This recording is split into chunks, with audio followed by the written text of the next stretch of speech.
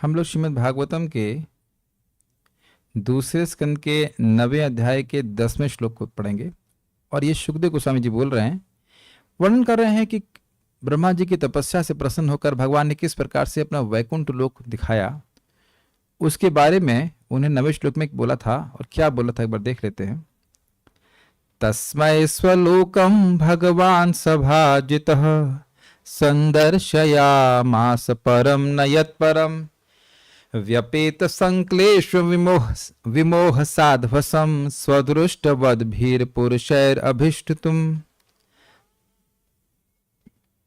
तस्मय उन ब्रह्मा जी को, स्वलोकम अपने लोक को, भगवान अर्थात भगवान ने, कैसे भगवान ने, सभाजतः जो ब्रह्मा जी के द्वारा ब्रह्मा जी पे अत्यंत प्रसन्न हुए थे, उन भगवान ने संदर्शया मास सम्यक रूप से दर्शन कराया।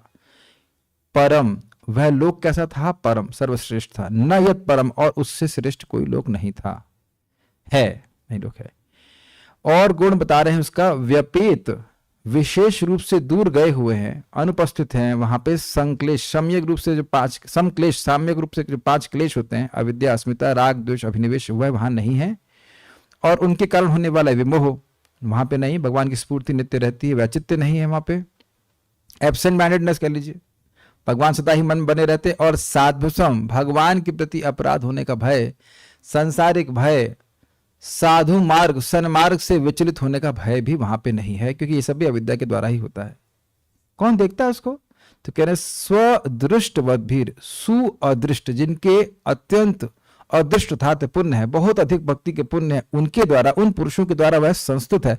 उनको वह देखेंगे तब तो संस्तुत हो गए, तो वो देखते हैं इस वैकुंठ को और वह उसकी स्तुति करते हैं। दूसरा अर्थ था कि स्वदृष्ट वद्भीर अर्थात आत्मा का दर्शन करने वाले व्यक्तियों के द्वारा वह स्तुत होता है। और तीसरा अर्थ यह भी था कि भगवान के पार्षद जो स्व अर्थात भगवान को निरंतर देख पाते हैं, देखने में समर्थ, उनके द्वारा वह संस्तुत होता है। तो कोई पूछे कि भाई वहां पे क्लेश क्यों नहीं होते, वहां कलेश क्यों नहीं होता, वहां कलेश क्यों नहीं होता, क्लेश या कलेश कुछ भी कह लीजिए नहीं होता, तो उसका कारण यहां पे बता रहे हैं। भगवत धाम में माया नहीं ही है, नहीं है, एकदम नहीं है, ठीक है। तो इसको प्रमाण सहित आप अपने आप पे देख रहे हैं। प्रवर्तते यत्र रजस्तमस्तयोः सत्वं च मिश्रं न च काल विक्रमः। वर्तते यत्र रजस्तमस्तयोः सत्वं च मिश्रं न च काल विक्रमः। न यत्र माया किमुता परे हरेर अनुव्रता यत्र सुरार्चिताः। न यत्र माया किमुता परे हरेर अनुव्रता यत्र सुरार्चिताः। प्रवर्तते यत्र रजस्तमस्तयोः सत्वं च मिश्रं न च काल विक्रमः। प्रवर्तते यत्र रजस्तमस्तयोः सत्वं च मिश्रं न च काल विक्रमः। न यत्र माया किमुता परेर हरेर अनुव्रता यत्र सुरार्चिताः। न यत्र माया किमुता परे हरेर अनुव्रता यत्र सुरार्चिताः। प्रवर्तते यत्र रजस्तमस्तयोः सत्वं च मिश्रं न च काल विक्रमः। प्रवर्तते यत्र रजस्तमस्तयोः सत्वं च मिश्रं न च काल विक्रमः। न यत्र माया किमुता परे हरेर अनुव्रता यत्र सुरार्चिताः। न यत्र माया किमुता परे हरेर अनुव्रता यत्र सुरार्चिताः। प्रवर्तते यत्र रजस्तमस्तयोः सत्वं च मिश्रं न च काल विक्रमः। प्रवर्तते यत्र रजस्तमस्तयोः सत्वं च मिश्रं न च काल विक्रमः। न यत्र माया किमुता परे हरेर अनुव्रता यत्र सुरार्चिताः। न यत्र माया किमुता परे हरेर अनुव्रता यत्र सुरार्चिताः। प्रवर्तते यत्र रजस्तमस्तयो सत्वं च मिश्रं न च कालविक्रमः प्रवर्तते यत्र रजस्तमस्तयोः सत्वं च मिश्रं न च कालविक्रमः न यत्र माया किमुता परे हरेरनुव्रता यत्र सुरासुरार्चिताः न यत्र माया किमुता परे हरेरनुव्रता यत्र सुरार्चिताः।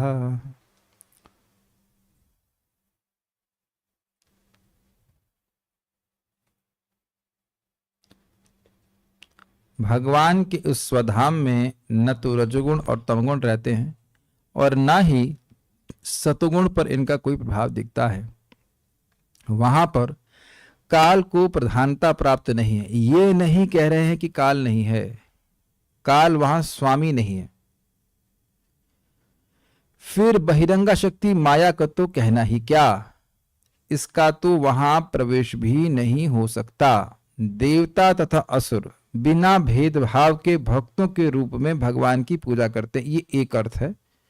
अर्थात वहां पे जो भगवान के पार्षद हैं कुछ देवता के रूप में हैं और कुछ असुरों के रूप में, लेकिन वो हैं असुर नहीं, केवल रूप असुर का है। वो छद्म असुर कह लीजिए, वो झूठे असुर, असुर कुछ नहीं है, वो भगवान के भक्त ही हैं। वो अलग अलग रूप में भगवान की पूजा करते हैं। और दूसरा अर्थ है वहां तो देवताओं और दैत्यों से पूजित श्री भगवान के पार्षदों का ही निवास है। वह पार्षद जो काल और माया दोनों के परे हैं। इस कारण से यहाँ के देवता और दैत्य असुर भी, जैसे कि प्रहलाद और बलि, यह भी उनकी उपासना करते हैं, उनको पूजन करते हैं। तो ये दो अर्थ हैं। अब आप देखिए, उनमें देखिए, यत्र जहां रजः तमः न प्रवर्तिते च, जहां रजोगुण तथा तमोगुण की सत्ता नहीं है, तो ये संक्लेश जो था, अविद्या अस्मिता राग द्वेष अभिनिवेश, ये गुणों के द्वारा ही होता है। तो वहां रजोगुण तमोगुण नहीं है। तयोः मिश्रम सत्वम च न, उन दोनों से मिश्रित सत्वगुण भी नहीं है। तयो मतलब वो दोनों, दो वचन में, उन दोनों से, अर्थात रजोगुण और तमोगुण से मिश्रित सत्वगुण भी नहीं। थोड़ा समझ लीजिए यहां पे इस बात को। इस जगत में शुद्ध रूप से तमोगुण, रजोगुण और सत्वगुण कहीं अवेलेबल नहीं है। सत्वगुण की प्राधान्यता हो सकती है, लेकिन अब कहो कि केवल सत्वगुण है तो वह भी संभव नहीं है। एक बात। दूसरा, सत्वगुण यहाँ का प्राकृत है बहुत अच्छा, लेकिन प्राकृत है, भौतिक है। लेकिन आध्यात्मिक जगत में शुद्ध सत्व की का आधिपत्य है, शुद्ध सत्व का ही प्राकट्य सब कुछ है। वह दिव्य गुण है। वह ऐसा नहीं सोचना चाहिए कि सत्वगुण में से आप रजोगुण तमोगुण को हटा दीजिए तो वह शुद्ध सत्व हो जाएगा ना, यह अर्थ नहीं है। शुद्ध सत्व एक अलग ही वस्तु है, वो प्रकृति के गुण से बिल्कुल अलग चीज है। क्या मैं समझा पा रहा हूं? ये सबको समझ में आ रहा है? शुद्ध सत्व इज नॉट शुद्ध सत्व गुण। पहली बात तो इस जगत में ये जो प्रकृति के गुण हैं, ये कभी शुद्ध अवस्था में रह ही नहीं सकते। कुछ ना कुछ रजोगुण तमोगुण का मिश्रण रहेगा, तमोगुण में कुछ सतोगुण का मिश्रण रहेगा, ऐसे करके मिश्रण रहता ही है। बहुत अधिक होगा, लेकिन फिर भी ये सारे सतोगुण आदि, मान लो सतोगुण भी बहुत ज्यादा है, फिर भी ये प्राकृत है। और वहां उसे वसुदेव अवस्था कहते हैं, शुद्ध सत्य की अवस्था कहते हैं। वह अलग है, वह दिव्य है, भगवान की अंतरंग शक्ति का प्राकट्य है। ये बहुत महत्वपूर्ण अंतर आपको समझना होगा। शुद्ध सत्व का अर्थ बताइए, क्या शब्द अर्थ है शुद्ध सत्व का? शुद्ध सत्व ना ही तमोगुण, रजोगुण, ना ही सत्वगुण है। वो ये तीनों से परे है। तो शुद्ध सत्व का मतलब शुद्ध सत्वगुण होना चाहिए। शुद्ध सत्व का मतलब जो सत्वगुण पूरी तरह शुद्ध है। निर्गुण अवस्था। शुद्ध सत्व का मतलब यही हो ना। सत्व इसमें लिखा ना, इसमें रजोगुण और तमोगुण का मिश्रण नहीं है, मतलब वह सत्वगुण जिसमें तमोगुण और रजोगुण का मिश्रण नहीं, वही तो होना शुद्ध सत्व। नहीं, रजोगुण तमोगुण सत्वगुण से ऊपर की अवस्था है, ये भगवान के धाम में स्पष्ट समझ में आना चाहिए। जितना आध्यात्मिक जगत है वह शुद्ध सत्व का प्राकट्य है। उसमें रजोगुण तमोगुण का मिश्रण है ही नहीं, और सत्वगुण भी नहीं है। सत्वगुण भी है ही नहीं, सत्वगुण भी नहीं है। सत्वगुण की वृत्ति भी मायिक वृत्ति ही है, माया की ही वृत्ति है। ये क्लियर हो रहा है? ठीक है, हो रहा है माता जी, समझ में आ रहा है? सत्वगुण भी नहीं है। क्या नहीं है? सत्वगुण भी नहीं है, शुद्ध सत्व है वहां पर। अप्राकृत, यश, अब आप हिंदी बोल रहे हैं, अप्राकृत अवस्था है। ठीक है, मतलब किसी भी तरह से माया का वहां प्रवेश है ही नहीं, ये समझना होगा। ठीक है। काल विक्रम, काल का विनाश रूपी पराक्रम भी वहां नहीं है। समझ में आ रहा है? काल का पराक्रम क्या है? जो भी जन्म लेगा उसे खत्म होना ही पड़ेगा, तो वहां सब कुछ शाश्वत है। न यत्र माया, जोड़ लीजिए, यत्र माया, वहां बहिरंगा शक्ति माया तथा अपरे अन्य राग लोभ आदि का किम उत, क्या कहा जाए? जब काल ही नहीं, वहां काल का पराक्रम नहीं है, गुण ही नहीं, तो माया तो गुणमयी ही है ना, त्रैगुणमयी भाव है। देवी एश गुणमयी मम माया दुरत्य, गुण रूप, गुण का मतलब रस्सी होता है, रस्सी के रूप में ये गुण हमको बांध रहे हैं, पूरे जगत को बांध रहे हैं, तो ये माया गुणमयी है। जो गुण ही नहीं है तो माया के रहने का मतलब ही नहीं है। तो कह रहे हैं कि यत्र माया किमता परे, जब माया ही नहीं है तो माया के गुणों के द्वारा जो प्रभाव होता है, राग लोभ, या माया का एक और वृत्ति है जो प्रधान के रूप में प्रकट होती है, इसे कहते हैं प्रधान के द्वारा प्रकट होती है, महतत्व, अहंकार, वह भी वहां सब कुछ नहीं। समझ पा रहे हैं? माया के तीन विभाजन थे, विद्या, अविद्या और प्रधान। तो अविद्या की वृत्तियां क्या है? अविद्या, अस्मिता, राग द्वेष, अभिनिवेश, तो वह भी नहीं है। माया के बच्चे कह लीजिए, माया के 5 बच्चे कह लीजिए, अविद्या, अस्मिता, राग द्वेष, अभिनिवेश, बच्चा नहीं कहिए, वृत्ति कह लीजिए, तो वह भी नहीं है। और माया का एक सेक्शन है प्रधान, जिसमें गुणों की साम्य अवस्था होती है, उस पर काल का क्षोभ होता है और उससे महतत्व की सृष्टि होती है। तो वहां पे अब इस प्रकार से गुणों में क्षोभ करने वाले काल का प्रभाव तो इस प्रकार से है नहीं, और ना गुण है वहां पे, तो प्रधान की अवस्था भी नहीं है, प्रधान भी नहीं तो महतत्व आदि भी नहीं है। अपरे का मतलब हो गया माया के जो अन्य उत्पादन है वह भी वहां पे नहीं है।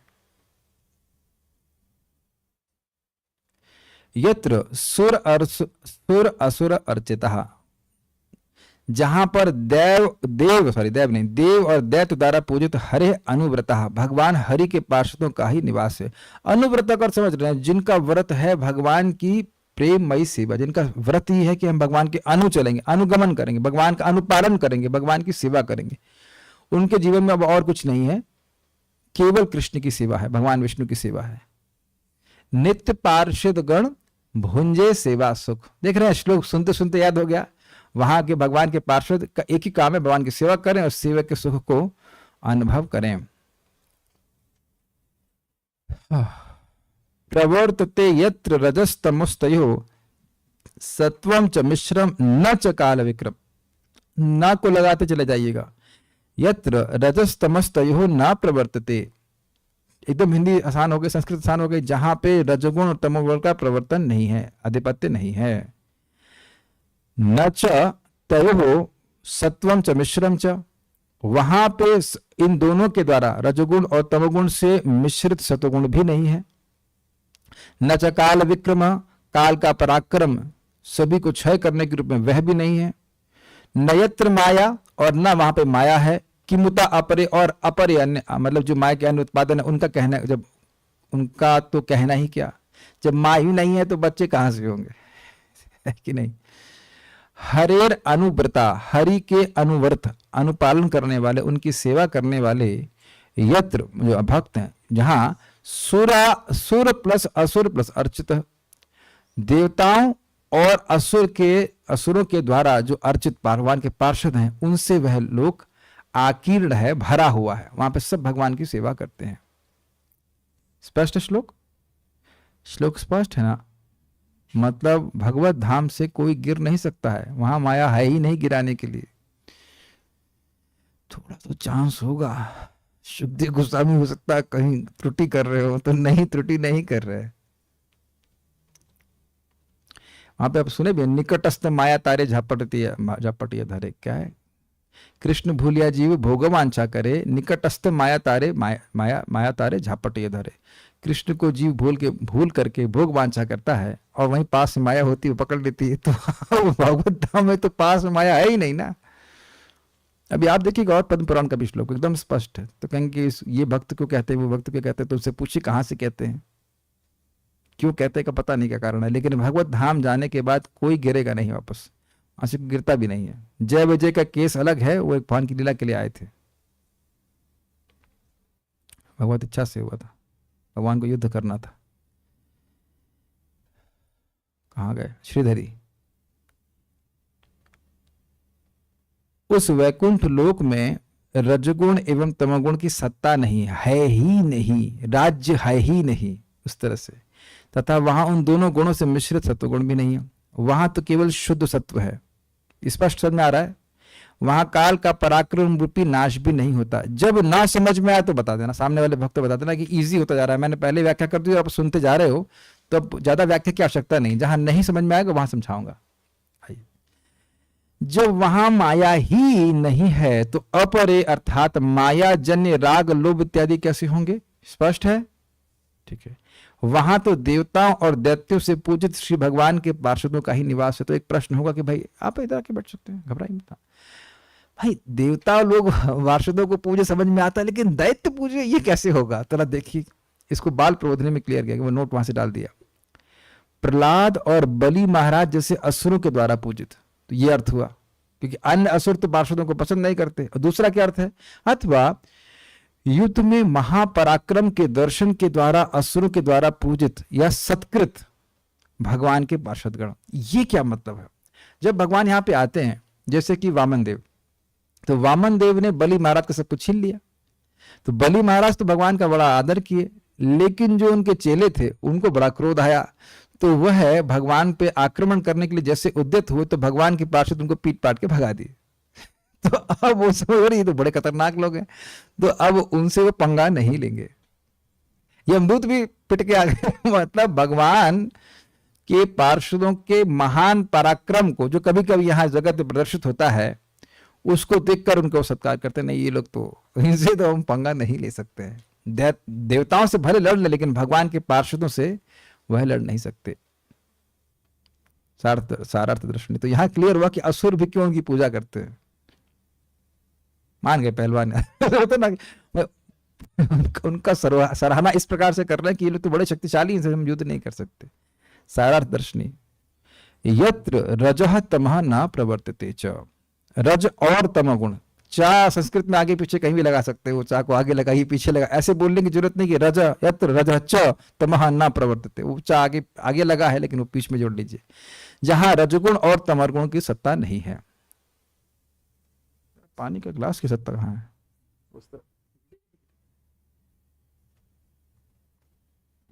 वैकुंठ लोक में रजो एवं तमोगुण का कोई प्रभाव नहीं, अतः वहां रजस के अभाव में सृजन तथा तमस के अभाव में प्रलय नहीं है। कितना देखिए अर्थ क्लियर किया, समझ में आ रहा है ना? आप जानते हैं कि रजोगुण के कारण ही व्यक्ति सृष्टि करता है। सृष्टि करने की इच्छा कभी हृदय में आपके आए कि कुछ बनाना चाहिए, कुछ करना चाहिए, तो वह रजोगुण की वजह से ही है। और कभी कभी मन करता है ध्वंस कर दे, सब नष्ट कर दे, फोड़ फाड़ दे। बच्चे लोग इसमें काफी इसको प्रस्तुत करते हैं सच। या वृंदावन के बंदर तो आप देखते हैं, कुछ नहीं उसे कपड़ा फाड़ना है। क्यों फाड़ना है?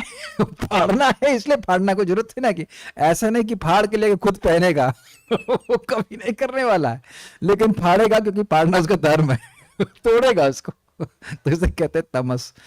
तो तमस में व्यक्ति फोड़ता है, नष्ट करता है। जैसे कि शिव जी तमोगुण का उपयोग करते हैं। मैंने नहीं कहा कि शिव जी तमोगुण में, शिव जी तमोगुण का उपयोग करके जगत का संहार करते हैं जब भगवान उनको आज्ञा देते हैं। तो बड़ा स्पष्ट कर रहे हैं, देखिए उसी बात को और खोल रहे हैं और स्पष्ट कर रहे हैं कि रजगुण तमोगुण का प्रभाव है, अर्थात वहां सृष्टि और प्रलय का कोई प्रश्न ही नहीं होता। ठीक है। तयोः मिश्रम सत्वम च न, एवं वहां इन दोनों गुणों से मिश्रित जड़ सत्व गुण की स्थिति नहीं है। जड़ मतलब प्राकृत सत्गुण की स्थिति नहीं है। एवं सत्व के अभाव में नश्वर स्वर्गादि लोकों का कोई पालन नहीं है। इस जगत में लोगों की सृष्टि होती है, उसका पालन सतोगुण के द्वारा होता है, प्राकृत सतोगुण के द्वारा। तो वहां पे अब वैकुंठ लोकों का पालन सतोगुण के द्वारा हो, अर्थात प्राकृत सतोगुण के द्वारा हो, तो ऐसा भी नहीं है। वो नष्ट नहीं होते कभी। पालन करने की उसकी आवश्यकता पड़ेगी जो थोड़ा उस पर कुछ परिवर्तन आ रहा है। जिसमें परिवर्तन ही ना आ रहा हो तो पालन करने की जरूरत क्या है? मेंटेनेंस की जरूरत क्या है? आप समझ रहे हैं, मेंटेनेंस में एक फोर्स का अनुभव कर रहे हैं जो उसको नष्ट कर रही है, उसके अगेंस्ट चल करके उसको पालन किया जा रहा है। ये सही तो कह रहा हूं ना? कुछ चीज का किसी का क्षय हो रहा है, उसको मेंटेन, उसके अगेंस्ट आप मेंटेन करने का प्रयास कर रहे हो।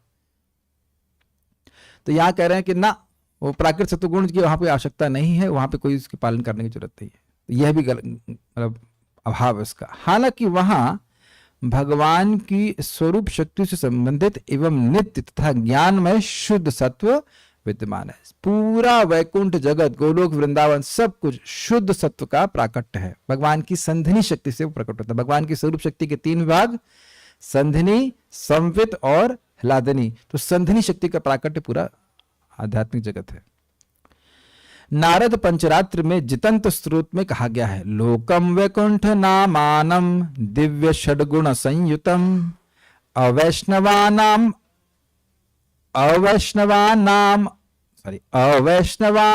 अप्राप्यम गुणत्रय विवर्जितम।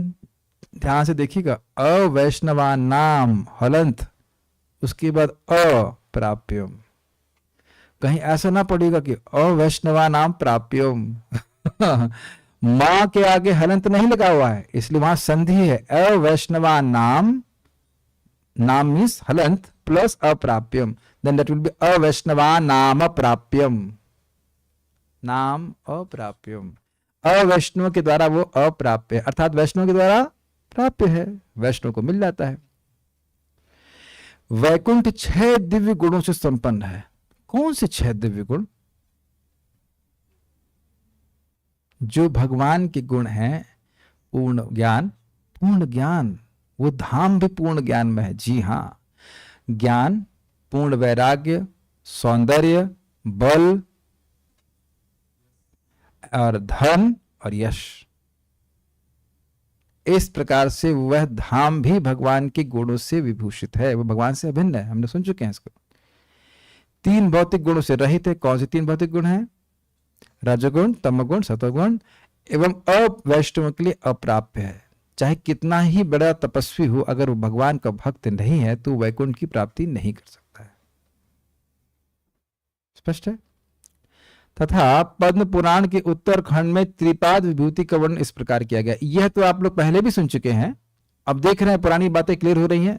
त्रिपाद विभूति, एक पाद विभूति, ये जगत एक पाद विभूति है और त्रिपाद विभूति भगवान के धाम को कहा जाता है। ये देख रहे कितने क्रम से सेट किया गया है भागवतम को। अब आपने वहीं पढ़ लिया त्रिपाद विभूति को डिटेल में, तो अब ये शब्द आपके लिए कोई नया नहीं है। जिन्होंने नहीं पढ़ा है उनके लिए बोल रहा हूं। आध्यात्मिक जगत को, सारे महतत्व प्रधान इदाती को एक पाद विभूति कहा जाता है, और पूरा जो आध्यात्मिक जगत है उसको त्रिपाद विभूति कहा जाता है। 3/4 कह लीजिए। अब उसके मैं श्लोक पढ़ूंगा, उसका अनुवाद दिया गया, बहुत आसान है। त्रिपाद विभूति रूपम तु शृणु भूधर नंदनी। त्रिपाद विभूति के रूप को सुनो हे भूधर नंदनी। प्रधान परम व्योमनोर अंतरे विरजा नदी। वेदांग स्वेद जनित तो यह प्रस्रावृता शुभा। प्रधान मतलब गुणों की साम्य अवस्था, अव्यक्त प्रकृति की अव्यक्त अवस्था मतलब भौतिक क्षेत्र, और परम व्योम अर्थात आध्यात्मिक जगत में मध्य विरजा नामक शुभ नदी है। वीरजा अर्थात जहां पे रज, तम और सत्व नहीं है, गुणों का प्रभाव नहीं है, वहीं उसके बाद से या वहीं से कह लीजिए गुणों का प्रभाव समाप्त हो जाता है। जो वेदों के स्वेद जल से जनित जल से प्रवाहित होती है। वेदों के स्वेद जल, वेदों के पसीने के जल से जनित जल से प्रवाहित होती है। क्या है? प्रभुपाद जी इसको व्याख्या किए हैं कि भगवान के पसीने से प्रवाहित है। और वस्तुतः जो हमें सुने हैं भक्तों से, वह पढ़ा भी हूं मैं, ठीक से याद नहीं आ रहा कहाँ, लेकिन जो कारण सागर है उसी को विरजा नदी भी कहा जाता है। सागर है कि नदी है, एक बात बोलिए आप।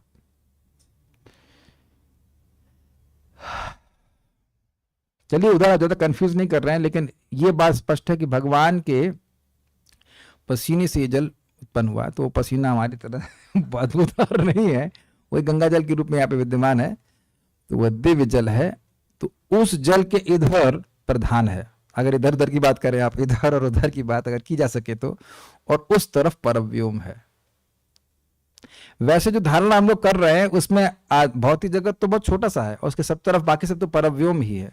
अब जो भी हो, हमारी बहुत छोटी सी बुद्धि कैसे समझ पाएगी इस बात को, लेकिन इतनी बात समझ लेना कि जो भी आप समझ रहे हो उस तरह से समझ लीजिए कि इधर प्रधान है, उधर परम व्योम दिव्य आध्यात्मिक जगत, और बीच में विरजा नदी बह रही है। जो भी सोच रहे हैं वो गलत सोच रहे हैं, लेकिन सोचिए तो कम से कम सोच नहीं सोच के खुश हो जाए कि हम समझ गए क्योंकि मैं भी गलत ही समझ रहा हूं, तो अब बता क्यों रहा है। भगवान का वर्णन करने में दिक्कत है कुछ? भाई देखो, हमने देखा तो है नहीं वो, अब हमने सुन लिए हैं कि प्रधान, अब प्रधान को मैं कहूं प्रधान क्या होता है? रजोगुण तमोगुण सत्वगुण की साम्य अवस्था। तो यह भी तो समझ नहीं पा रहे हैं, हम तो गुणों के अंदर है, लेकिन एक डिस्क्रिप्शन समझा जा रहा है। एक भक्त कह रहे हैं बहुत कॉम्प्लेक्स है। बेटा कॉम्प्लेक्स इसलिए है क्योंकि आप 9वें अध्याय में ज्वाइन किए हैं। अब कॉम्प्लेक्स नहीं होगा अगर आप पहले सुने होते सब बातों को। पुरानी क्लासेस को आप रेफर कीजिए, छानिए, तब जाके समझ में आएगा। महाराज बड़ा अच्छा कल बोल रहे थे, तो चतुश्लोकी तो समझने के लिए तपस्या क्यों ना ब्रह्मा जी। आप तपस्या करेंगे तब समझ में आएगा ना। भागवतों को समझने के लिए तब करना पड़ेगा ना। जिन भक्तों ने नियमित रूप से सुना है उन्हें तो कुछ कुछ समझ में आ ही रहा होगा। परव्योम समझ रहे हैं आध्यात्मिक जगत, और प्रधान जो है वो गुणों की साम्य अवस्था भौतिक जगत। भौतिक जगत आध्यात्मिक जगत ऐसे कर लीजिए। देखिए जो किसी को नहीं समझ में आ रहा है उसमें बुद्धि की कमजोरी की बात नहीं है, टर्म्स एकदम नए उनको लगेंगे, ये कठिनाई है। किसी भी विषय में अब बहुत सारी बातें जो है, जो टर्म्स हैं, जो शब्द हैं, उनको समझते हुए चलना पड़ता है। उसको शुरुआत में समझा दिया था, अब किसी स्टूडेंट से पढ़ लीजिएगा, समझ लीजिएगा प्रधान क्या है। ठीक है, तो ये समझ में आया वीरता क्यों कह रहे हैं। वहां पे रजोगुण तमोगुण सतोगुण आदि कुछ नहीं, वो सब वी उससे दूर हट गए। उसके बाद व्यक्ति गुणों के प्रभाव में नहीं रहता। तस्यापारे परम व्योम्नि त्रिपाद भूतम सनातनम अमृतम शाश्वतम नित्यम अनंतम परमम परमम पदम। तस्या स्त्रीलिंग है, उस नदी के पारे, उसके उस पार, परव्योम्नि, परव्योम पर दिव्याकाश है, जिसको त्रिपाद भूतम सनातन, त्रिपाद विभूति कहते हैं, वो शाश्वत है, अमृत है, आनंदमय है। अमृत का अर्थ आनंदमय होता है, अमृत का मतलब आनंद में लीजिए, अमृत का अर्थ शाश्वत मत लीजिए क्योंकि शाश्वत अगला शब्द है। अमृत मतलब आनंदमय है, शाश्वत है, नित्य है, अनंत है और परम पद है। ये भगवान के धाम का वर्णन हो रहा है। तो ये सब व्याख्या की जा रही है कि वहां पे गुणों का प्रवेश नहीं है। नदी के उस पार त्रिपाद नामक सनातन स्थान है, ये परम पद अमृत शाश्वत एवं नित्य आनंदमय है। शुद्ध सत्वमयम दिव्यम अक्षरम ब्रह्मणा पदम सर्ववेदमयम शुभ्रम सर्व प्रलय वर्जितम। शुद्ध सत्वमय है, स्पष्ट है, शुद्ध सत्व का प्रकट है, दिव्य है, अक्षर मतलब इसका कभी क्षय नहीं होता, ब्रह्मणा पदम ब्रह्म का पद अर्थात भगवान का स्थान है, सर्ववेदमय है अर्थात ज्ञानमय है, शुभ्रम अर्थात निष्कलंक है, सर्व प्रलय वर्जितम किसी भी प्रलय के द्वारा वर्जित, वहां कोई प्रकार किसी भी प्रकार की प्रलय नहीं होती, तो तमोगुण का वहां पे स्थान नहीं है। ब्रह्म अर्थात भगवान का यह पद अर्थात निवास शुद्ध सत्वमय दिव्य एवं अक्षर है। अक्षर समझते हैं जिसका क्षय कभी नहीं हो। वह संपूर्ण वेदमय, शुभ्र अर्थात वह संदूषण रहित है, कोई संदूषण कोई गुणों का प्रकाश प्रवेश वहां पे नहीं, एवं सर्व प्रलय वर्जित है। असंख्यम अजरम सत्यम जागृत स्वप्नादिवर्जितम। यह असंख्य, असंख्य मतलब मात्रा में और परिमाण में, हर वैकुंठ अनलिमिटेड है और ऐसे अनलिमिटेड वैकुंठ है। अरे ये कैसे होगा? तो आप अपनी सीमित बुद्धि से ये ना पूछे ये कैसे होगा। इसके लिए आप लोग सनातन शिक्षा को पढ़ेंगे, हम उसको पढ़ा चुके हैं। भगवान श्री कृष्ण के the opulence and sweetness of Krishna अध्याय नंबर ढूंढ सकते हैं, 24 या 23 होना चाहिए, मध्य लीला का 23 अध्याय होना चाहिए। Opulence and sweetness and opulence of Krishna करके है, तो वहां पे वर्णन है। और वो सारे वैकुंठ गोलोक वृंदावन, इसी वृंदावन में कहीं कोने में है। अरे बाप रे, ये क्या क्वेश्चन है। सारे वैकुंठ असीमित हैं और असंख्य वैकुंठ हैं, और वो गोलोक वृंदावन के कोने में है। 21वां मध्य लीला का 21वां अध्याय, आप उसको जरूर पढ़ें और भ्रमित हों। भ्रमित हो क्लियर करने के लिए बोल रहा है कि भ्रमित होने के लिए बोल रहा है। देखिए भ्रमित होने से आशा ये है कि भगवान की लीला इतनी दिव्य है कि उसमें उलझ जाना स्वाभाविक है, लेकिन उसमें उलझने का मतलब है कि माया की उलझन से हमेशा के लिए सुलझ जाइए। ये जो वर्णन है इससे हम लोग सब कुछ समझ नहीं रहे हैं। यद्यपि मैं कहूं कि आप समझ रहे हैं, हाँ हम समझ रहे हैं, हम समझ कुछ नहीं रहे हैं, बस एक अंदाज लगा पा रहे हैं कि हाँ भगवान का धाम कितना दिव्य होगा। सोच रहे होंगे ना आप, नीला आकाश, परम व्योम का कलर कुछ याद आ रहा है आपको? पीला है कि नीला है? वैसे स्वर्णिम कहा जाता है। अब स्वर्णिम का क्या अर्थ है? स्वर्णिम का क्या अर्थ है?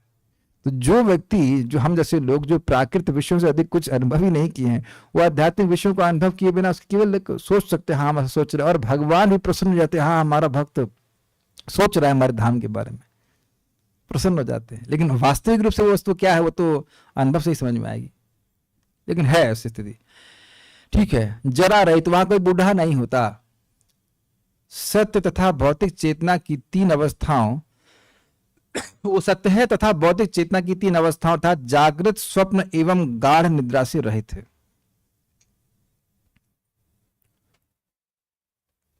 समझ रहे हैं?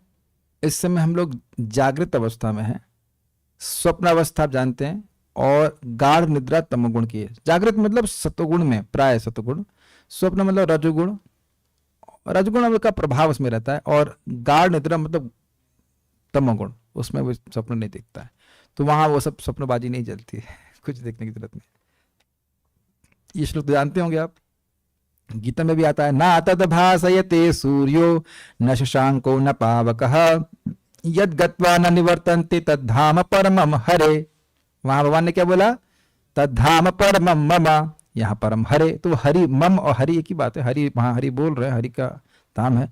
नाना जनपद आकीर्णम वैकुंठम तद हरे पदम, वहां सूर्य चंद्रमा एवं अग्नि दैदीप्यमान नहीं होते, एवं भगवान के परम धाम में जाने के पश्चात जीव का पुनरावर्तन नहीं होता, एवं ईश्वर का यह निवास बहुत से निवासियों से पूरित है। मतलब वहां बहुत सारे भगवान के भक्त हैं, वहां कुछ है नहीं ऐसा नहीं है, बहुत कुछ है, यहां से बहुत ज्यादा कुछ है।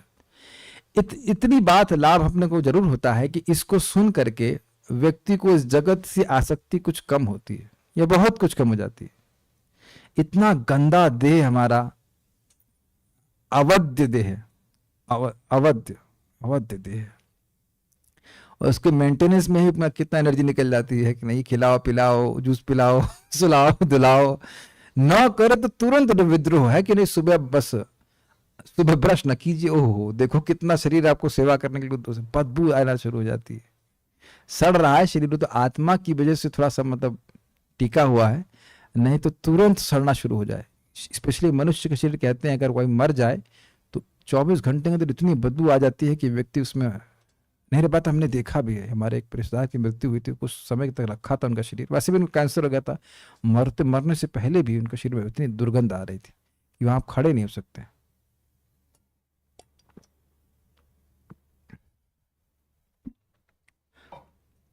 उसी प्रकार का जीवन हम लोग ने तो कम से कम कुछ आशा है, लेकिन है ना, इसी प्रकार का भौतिक जीवन पिछले जन्म में जिया है, इस जन्म में फिर वही जिएंगे, फिर पुरस्कार में फिर वही जीवन मिल जाएगा, फिर पुरस्कार में फिर वही जीवन मिल जाएगा, और अगर भाग्य हुआ तो मनुष्य का जीवन। एनीवेज, कांग्रेचुलेशंस उन लोगों के लिए जो भक्ति नहीं कर रहे, या कोई कहे कि मैं भक्ति करने में बहुत तपस्या का अनुभव कर रहा हूं, तो विचार कीजिए कि इस स्थान में पहुंच गए तो क्या स्थिति होगी। हम लोग चलिए विचार करके पकड़ भी नहीं सकते कि वैकुंठ के पार्षदों का स्थिति क्या होती। एनीवेज, हम व्याख्या नहीं कर रहे अधिक ज्यादा, बस इतनी बात है आप लोग समझ में आ रहा है कि वैकुंठ धाम किस प्रकार का होता है। यत्र काल विक्रम न, काल वहां अपना पराक्रम नहीं दिखा सकता है। क्या पराक्रम है? अर्थात 6 प्रकार के विकारों, जन्म, स्थिति, वृद्धि, विपरिणाम, अपक्षय और नाश, ये समझ में आता है। काल के प्रभाव से किसी का जन्म होता है, कुछ समय के लिए रहता है, वृद्धि बढ़ता है, विपरिणाम मतलब बाई प्रोडक्ट्स, बच्चे पैदा करता है या और कुछ भी अपना कार्य करता है, शरीर जुए पैदा करता है कुछ भी करता है। महाराज कहते हैं कोई सन्यासी भी हो सकता है, उसके बहुत सारे बच्चे हो सकते हैं। क्यों?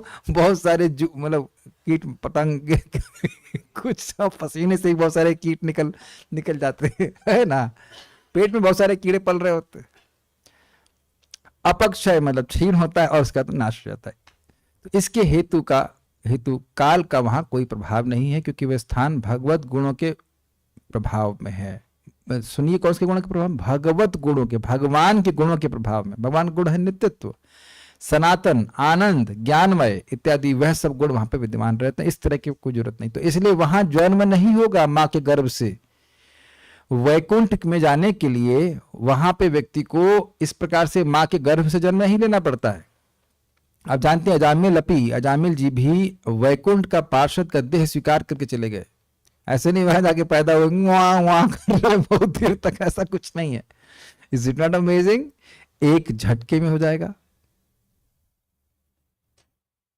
अब बताइए, अच्छा चलिए वो आगे की बात छोड़िए, ये बताइए कि आप लोग वहां जाना चाहते हैं कि नहीं? सब सुन करके सब लोग जाना चाहते हैं। बच्चों को तो अभी समझ में नहीं आ रहा है, थोड़े बड़े होंगे तो समझ में आए। इधर चेक कर लेता हूँ, सब जाना चाहते हो? हो वेरी गुड।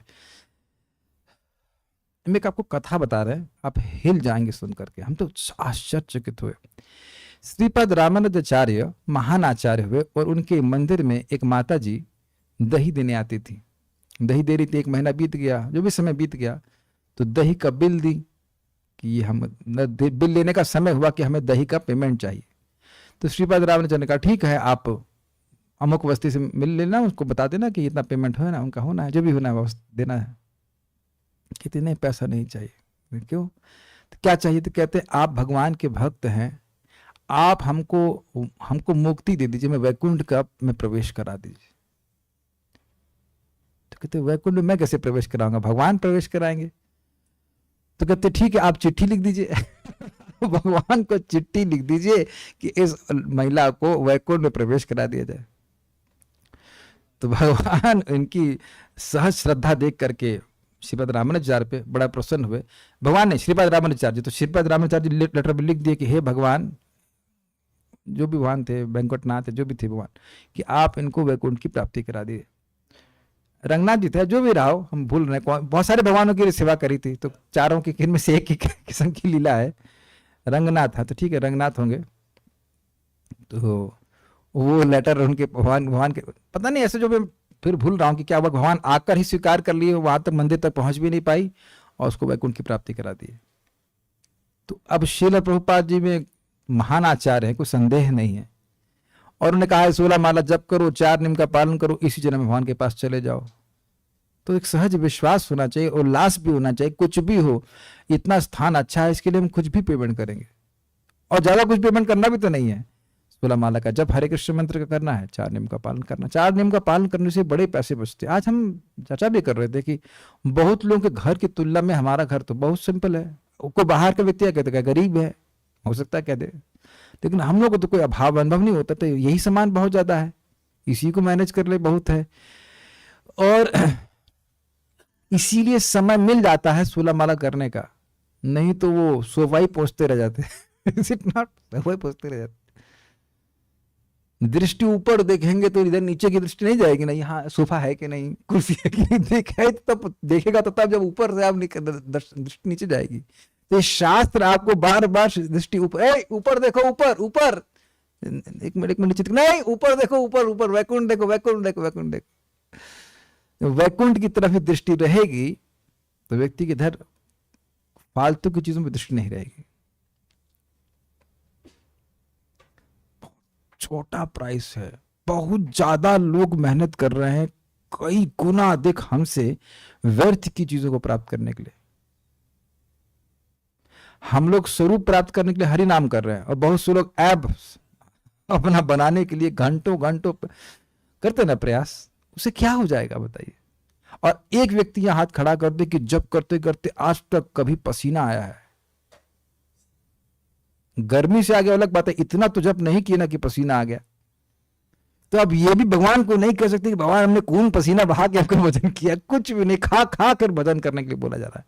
प्रसाद खाओ और 4 नियमों का पालन करो और 16 माला जप करो। वैष्णव के ऑब्वियसली अपराध नहीं करो, सेवा की भावना रखो। अब इससे क्या अधिक लाइसेंस सबको देने, लाइसेंस नहीं, क्या छूट दे दे। तो इसलिए सुनने से, इस प्रकार की कथा सुनने से अगले दिन खूब उत्साह रहेगा, भागवत धाम जाएंगे। ये बात है, बहुत अच्छी बात। एक भक्त कहते थे, unless our eyes are in the spiritual world, how can we have our feet in the spiritual world. जब तक हमारी दृष्टि भगवत धाम पे नहीं होगी, तब तक हम भगवान के धाम में हमारे चरण कैसे पहुंच पाएंगे। तो शास्त्र हमको प्रेरित कर रहा है, ठीक है। इसके अतिरिक्त और क्या कहा जा सकता है? वहां गुणों की मूल पर ही कुठाराघात कर उनका छेदन कर दिया गया है, इसलिए कहते हैं नयत्र माया। क्या मतलब है? जड़ से ही उखाड़ दिए जाए। जब माया ही नहीं है तो गुण कैसे हो जाएंगे वहां पे? तो इसलिए कह रहे नयत्र माया। कोई आश्चर्य करे, अरे भाई वहां गुण कैसे नहीं? तो कहते जब माया ही नहीं है तो गुणमयी माया है, तो जब माया ही नहीं है तो गुण कैसे पहुंच जाएंगे वहां पे? तो इसलिए जड़ से ही गुणों को उखाड़ दिएगा। माया अर्थात जगत की सृष्टि आदि की हेतु भगवत शक्ति, न कि केवल कापट्य। अब यह क्यों कह रहे हैं? माया का एक अर्थ होता है कपट और माया का अर्थ होता है कृपा। तो माया शक्ति, माया जो नहीं है, तो माया भगवान की शक्ति है कि नहीं?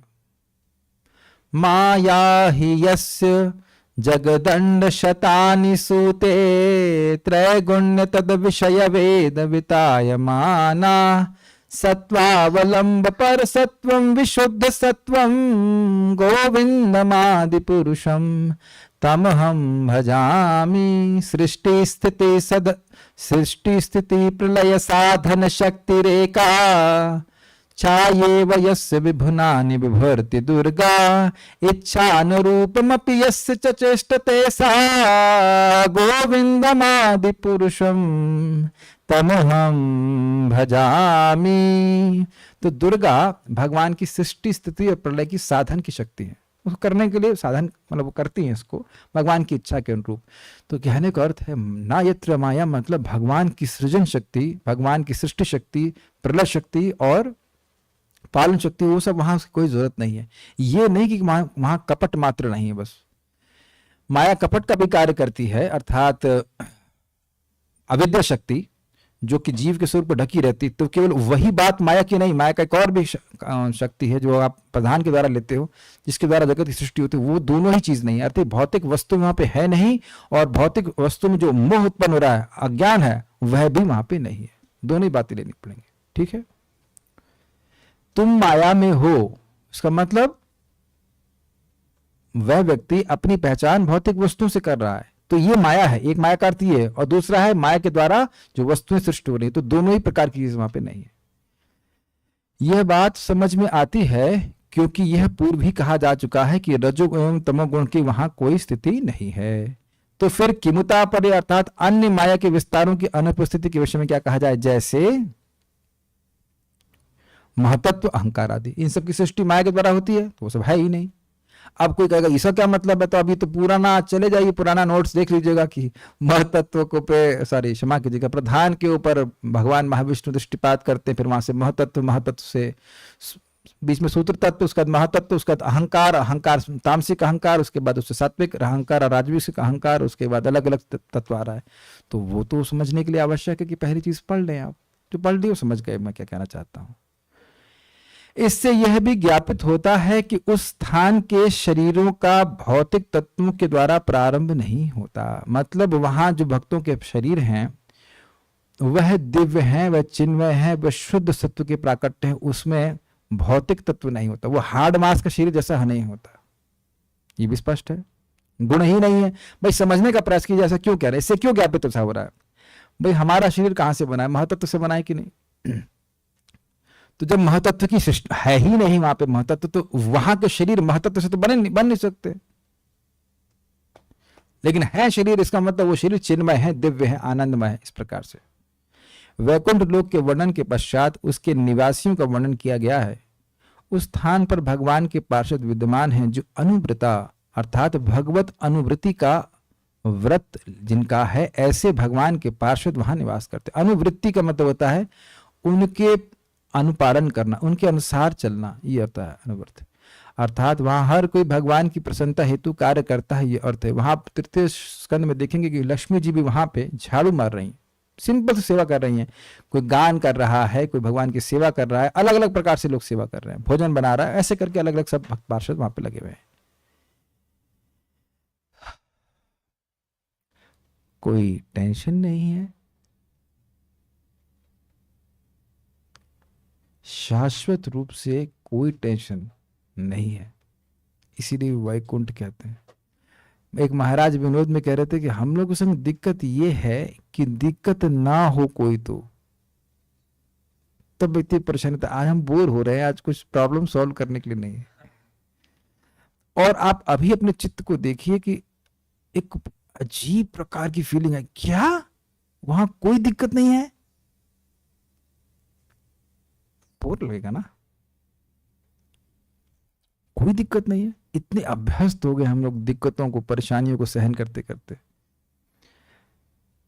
मेरी बात पे कुछ आप मेडिटेट कर पा रहे हैं? कोई दिक्कत नहीं है, बाथरूम जाना नहीं है वहां पे, सोने की कोई जरूरत नहीं है।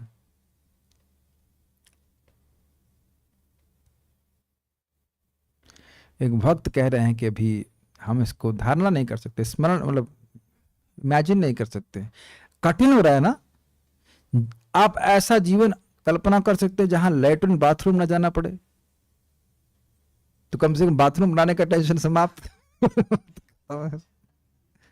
और जबकि इस जगत में ही आप देखते हैं कि पेड़ों को बाथरूम नहीं जाना पड़ता है। बहुत सारे पेड़ हैं, हमसे अधिक कह सकते हैं, जो भी है, पेड़ों को तो बाथरूम नहीं जाना पड़ता, वो सब एब्जॉर्ब हो जाता है, जो खाएं वो बॉडी में एब्जॉर्ब हो जाए।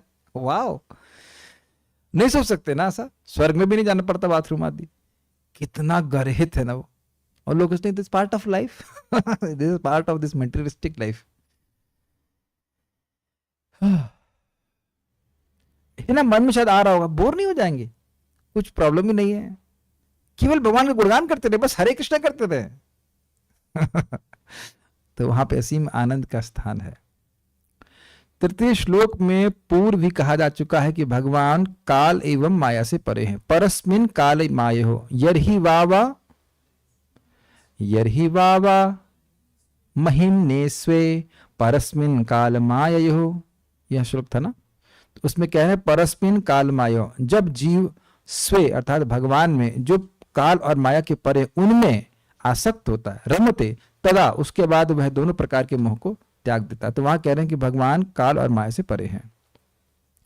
अब यहां भगवत लोक एवं भगवत भक्तों के काल एवं माया से परे होना प्रतिपादित किया गया है। भगवान का धाम भी काल और माया के परे है, और भगवान के भक्त भी काल और माया के परे है। अभी सुना ना, माया का प्रभाव नहीं है और काल का प्रभाव नहीं है। किसके ऊपर? वैकुंठ के ऊपर। तो वैकुंठ के ऊपर नहीं है मतलब वैकुंठ के पार्षदों के ऊपर भी नहीं है। एवं चूंकि वे काल एवं माया से परे हैं, अतः वे पार्षद सुरार्चित देवताओं, असुरों एवं भक्तों द्वारा अर्चित होने चाहिए। क्यों? क्योंकि वह काल और माया के परे हैं। यहाँ के भक्त हैं, बाह्य रूप से तो लग रहा है ना कि हमारा शरीर परिवर्तित हो रहा है, माया से भी प्रभावित हो रहा है, तो हमारे लिए तो नित्य मुक्त पार्षद जो है उससे वंदनीय है, पूजनीय है, इसलिए बोल रहे हैं। और असुरों के द्वारा क्यों पूजनीय है? बलि और प्रहलाद जैसे भक्त हैं, भले असुर हों लेकिन वो उनको पूजन करते हैं, और जो असुरों से पिट गए पार्षद से तो वही पूजन करते हैं। आप लोग बहुत शक्तिशाली हो। तात्पर्य प्रभुपाद जी का, अब तात्पर्य प्रभुपाद जी का बहुत आसान होगा समझने में। भगवान का धाम या वैकुंठ लोक का वातावरण, जिसे त्रिपाद विभूति कहते हैं, भौतिक ब्रह्मांडों की अपेक्षा 3 गुना विशाल है, जिसका वर्णन यहाँ पर तथा भगवत गीता में संक्षेप में हुआ है। यह ब्रह्मांड अपने करोड़ों ग्रहों तथा नक्षत्रों सहित महतत्व की परिधि में संपूजित अरबों ब्रह्मांडों में से एक है। थोड़ा समझने का प्रयास कीजिएगा। एक ब्रह्मांड में करोड़ों अरबों नक्षत्र ग्रह हैं, और ऐसे अनेक ब्रह्मांड, और ये सारे ब्रह्मांड महतत्व के अंदर हैं, इसलिए कह रहे हैं महतत्व की परिधि के अंदर इकट्ठा किए गए। बस ये इनकी लिमिटेशन। ओके, ये समस्त ब्रह्मांड मिलकर भगवान की सृष्टि के चतुर्थांश के तुल्य हैं। ये सारे ब्रह्मांड मिलकर कितना हुआ? 1/4, 25% है। वहां दिव्य आकाश भी है, जिसके परे वैकुंठ नामक आध्यात्मिक लोक हैं, और ये सब मिलकर शेष 3/4 भाग बनाते हैं सारे वैकुंठ। ईश्वर की सृष्टियां सदा अनंत होती है, यहां तक कि एक वृक्ष की पत्तियां या मनुष्य के सिर के बालों की गणना कर पाना असंभव है। किसी ने Guinness book of world record बनाया है कि अपने बालों गिन लिया हो? तो फिर भगवान के लिए अनंत ब्रह्मांड बनाने में क्या कठिनाई है? फिर भी मूर्ख व्यक्ति ईश्वर बनने के विचार से फूले फिरते हैं, भले ही वे अपने शरीर का एक बाल भी ना बना सके। ना दिस इज क्वाइट इंटरेस्टिंग। जगत में जिसको भगवान भगवान कह रहे हैं, किसी भी व्यक्ति को, तो उससे पूछो कि तुम अपने शरीर का क्या एक बाल भी बनाए हो? और भगवान ने इतने बाल तुम्हारे सर पे भर दिए हैं कि तुम उसको गिन नहीं सकते हो, और ऐसे सबके सरों पे बाल बना रखे हैं। काफी इंटरेस्टिंग है। मनुष्य यात्रा करने के नाना प्रकार के यानों का भले ही आविष्कार कर ले और बहु प्रचारित अंतरिक्ष यान द्वारा चंद्रमा पर पहुंच भी जाए, किंतु वह वहां रह नहीं सकता। चंद्रमा के खीरे तो खाए होंगे आप लोग ने। अच्छा, आप लोग भी बैकवर्ड है, इधर देख लेता हूं। आप में किसी ने खाया चंद्रमा खीरा? आप लोग सब्जी मार्केट में मिलता है चंद्रमा में उगाए हुए खीरे? एक दिन हाँ, एक दिन हम उगा लेंगे। अरे तुम वहां जाके उगा के प्रयोग, तुम फायदा क्या? यहां तो तुमने सारे खीरे केमिकल डाल डाल के बर्बाद कर दिए, और वहां जाके तुम उगाओगे? बेवकूफी है कि नहीं? अरे यही कम से कम ऑर्गेनिक तरह से उगा लेते, खा लेते, ठीक से हो जाता। लेकिन ना, कितना परिश्रम। आप यह बताएं कि आप लोग खीरे काट करके भगवान को अर्पित करते हैं, वो आसान है कि चंद्रमा में जाके खीरे उगाना? और यहां भगवान को अर्पित कर ग्रहण कर रहे हैं तो सारी 500 पीढ़ियां उद्धार हो रहा है, और चंद्रमा में जब जा रहे हैं उससे कौन सी पीढ़ी का उद्धार हो रहा है? अगर मैं नहीं कह रहा हूं कि नहीं पहुंच पाओ, पहुंच गए तो लाभ क्या होगा, ये बता दे कोई उसकी पैरवी करने वाला है? कोई आर्गुमेंट है? नहीं। कि इस जगत में कोई चंद्रमा तक पहुंच भी जाएगा तो मान लो पहुंच भी गया तो उससे हो क्या गया? पता है हो क्या गया? वो लोग दिखाते हैं वहां पे कुछ नहीं है, जबकि वह भी बात गलत है। वो जो भी इमेजेस भेजी जा रही हैं उससे वह देवताओं का दर्शन तो नहीं कर पाएंगे, उनके शरीर तो सूक्ष्म होते हैं। फलतः जो मनुष्य बुद्धिमान है वे अपने को ब्रह्मांड का ईश्वर मानने का दंभ नहीं करते, वे सत्व ज्ञान प्राप्त करने के सरलतम साधन वैदिक साहित्य के आदेशों का पालन करते हैं। अतः हमें दंभ का मतलब समझते हैं? दंभ का मतलब होता है, दम नहीं लिखा हुआ, दंभ होता है। दंभ का मतलब होता है जो मैं हूं नहीं उसको प्रस्तुत करना। तो तुम भगवान हो नहीं तो भगवान का हल्ला क्यों करते हो? किसी को भी लोग भगवान मान लेते हैं, गलत बात है। अतः हमें चाहिए कि श्रीमद् भागवत से हम भौतिक आकाश से परे दिव्य जगत की प्रकृति तथा रचना के विषय में ज्ञान प्राप्त करें। उस आकाश में भौतिक गुणों, विशेष रूप से रजो तथा तमोगुण का सर्वथा भाव रहता है। अब बिल्कुल ये पढ़ना होगा, आप समझ जाएंगे। तमोगुण के कारण जीवात्मा में काम तथा वासना की आदतें उत्पन्न होती हैं, भोग की इच्छा, जिसका अर्थ यह हुआ कि वैकुंठ लोक में जीवात्मा इन दोनों बातों से मुक्त है। और अच्छा से प्रभुपाद ने क्लियर किया, वहां पे पति और पत्नी है लेकिन भोग की कोई मतलब नहीं। वो भगवान के यश से इतने सुखी हैं, इतने आनंदित हैं कि वो भोग का प्रश्न का ही नहीं उठता। आगे तृतीय स्कंद में और एकदम क्लियर हो जाएगा। यानी कि कोई व्यक्ति चाहे किसी भी आश्रम में हो, बड़ा स्पष्ट सुन लीजिए, चाहे ब्रह्मचारी हो, चाहे गृहस्थ हो, चाहे कुछ भी हो, ये काम इच्छा जो है ये हमारी आर्टिफिशियल हम पर इम्पोजिशन है। ये आत्मा का इससे कोई संबंध नहीं है, कुछ भी संबंध नहीं है। तो जब तक है तब तक हमें समझना चाहिए कि हम रुग्ण अवस्था में। Is it okay? किसी भी प्रकार से ये भोग की वासना है तो ये हमारे रुग्ण अवस्था को दिखाता है। इसके लिए अपने को भर्सना करने की जरूरत नहीं है, लेकिन इंग्लिश में कहेंगे रियलिटी चेक किसे कहना चाहिए। देखना नहीं भाई, ये अभी हमारा, अभी हमको ठीक करना है, अब हमको बड़े और भजन करना है, भक्ति करना है, अपने इसको बिल्कुल निर्मूलन करना है। और हम नहीं कर रहे हैं। भागवतम श्रवण करने से, जाप करने से, अपने आप भगवान का भक्ति करने से, प्रसाद खाने से वो धीरे धीरे करके सारी वासनाओं का निर्मूलन हो जाता है। हमें अपनी तरफ से इंद्रिय संयम करना है, लेकिन केवल इंद्रियों को रोकने से काम चलेगा नहीं, कर पाएंगे भी नहीं।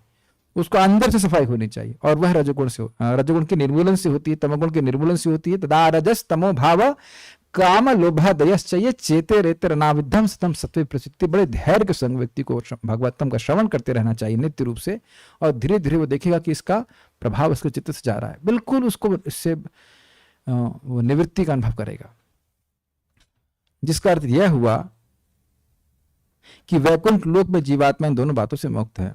जैसा कि भगवद गीता में पुष्टि की गई, मनुष्य ब्रह्मभूत अवस्था में वासना तथा शोक दोनों से मुक्त हो जाता है। ब्रह्मभूत प्रसन्नात्मा न शोचति न कांक्षति सह सर्वेषु भूतेषु मद भक्ति लभते पराम। अतः इससे निष्कर्ष यह निकला कि वैकुंठ लोक के निवासी ब्रह्मभूत जीवात्मा, यहाँ कोई ब्रह्मभूत मिलता नहीं और वहां कोई ब्रह्मभूत के अलावा है नहीं।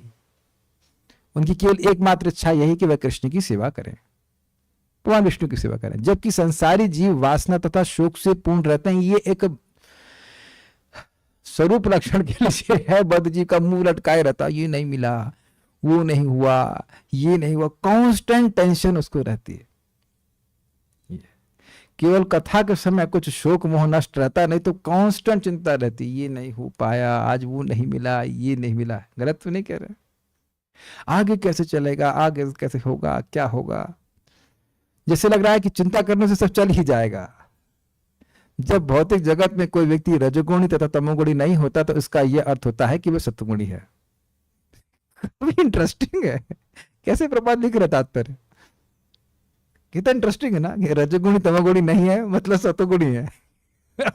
इन दोनों को हटाओगे तो कुछ कम करोगे तो सत्वगुणी होगा व्यक्ति। किंतु भौतिक जगत में सत्वगुण भी कभी कभी रजो तथा तमोगुण से दूषित हो जाता है। वैकुंठ लोक में केवल अमिश्र सत्वगुण पाया जाता है, अर्थात शुद्ध सत्वगुण, क्योंकि सत्वगुण कभी भी अमिश्रित रूप से एग्जिस्ट नहीं कर सकता है।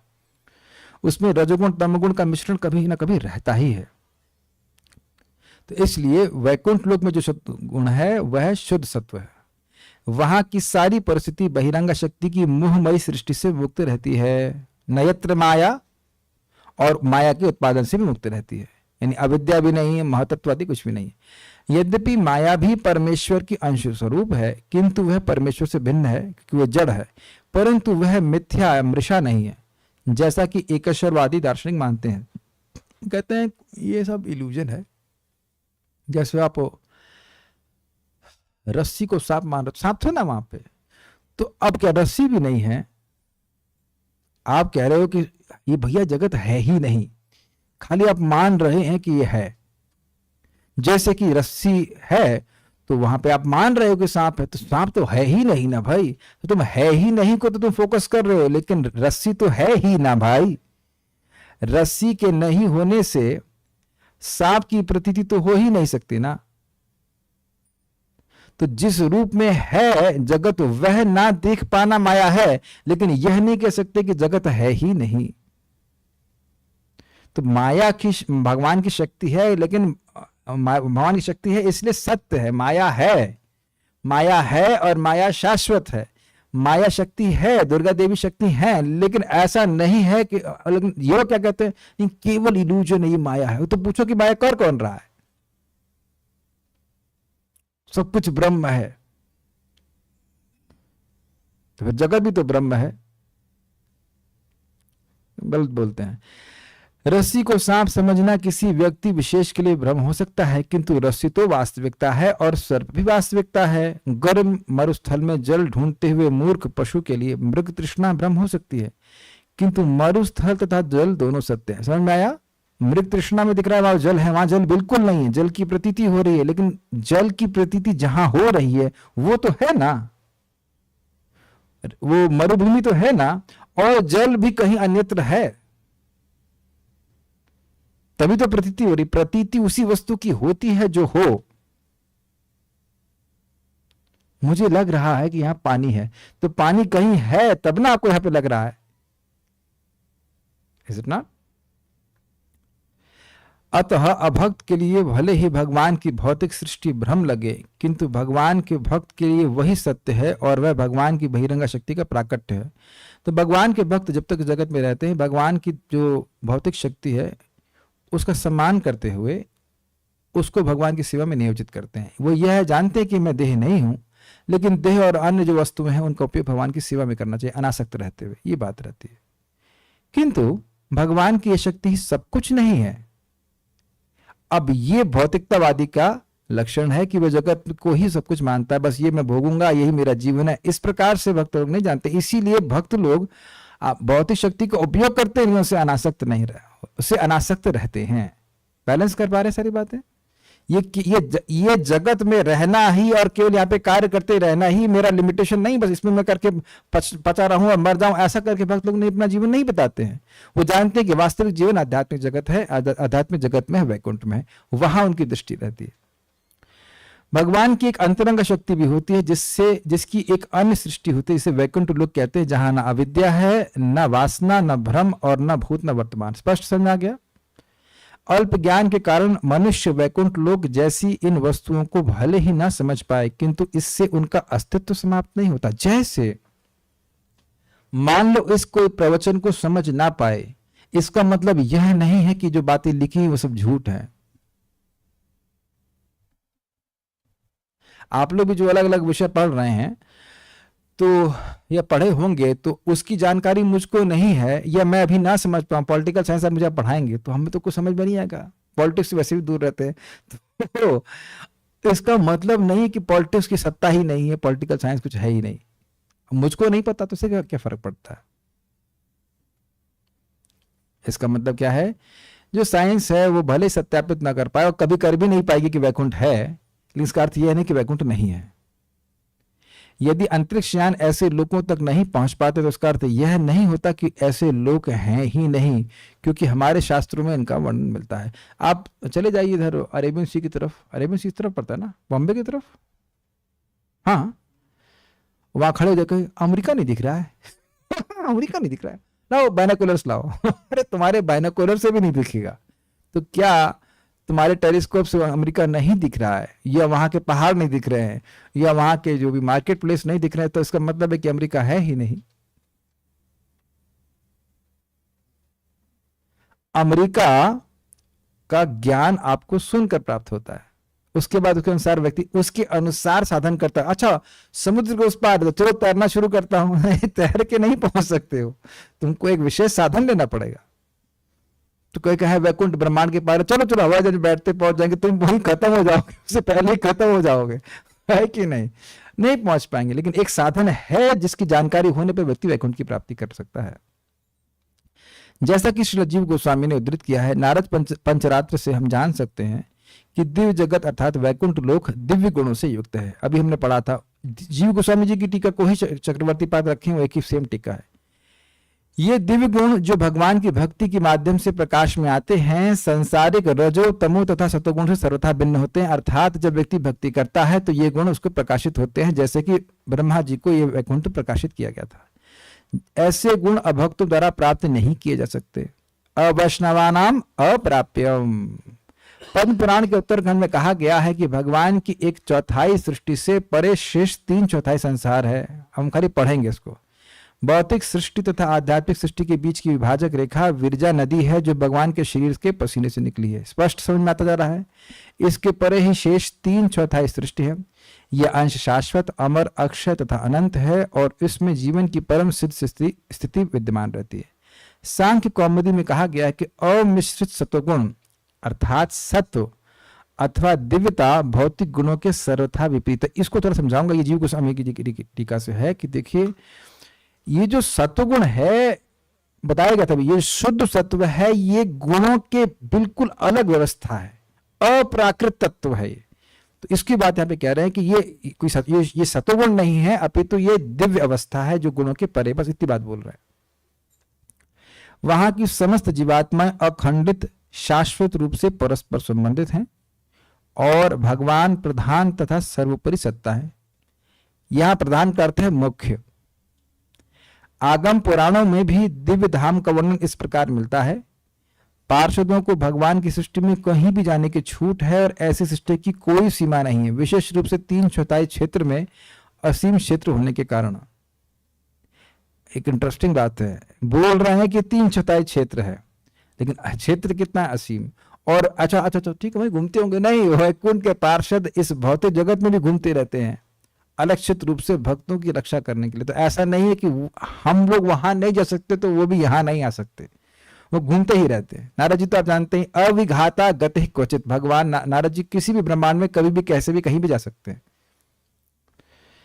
इस संयोग का ना तो इतिहास है ना से कोई अंत है, मतलब कब से भगवान के पास जैसे हैं ऐसा कोई लिमिट नहीं है, अनादिकाल से है और अनंत काल तक ऐसे रहेंगे। और हम जब वहां पहुंच जाएंगे तो भी ऐसी स्थिति में पहुंच जाएंगे। जब जीव मुक्त हो जाता है तो उसको भी नित्य मुक्त ही कहा जाता है।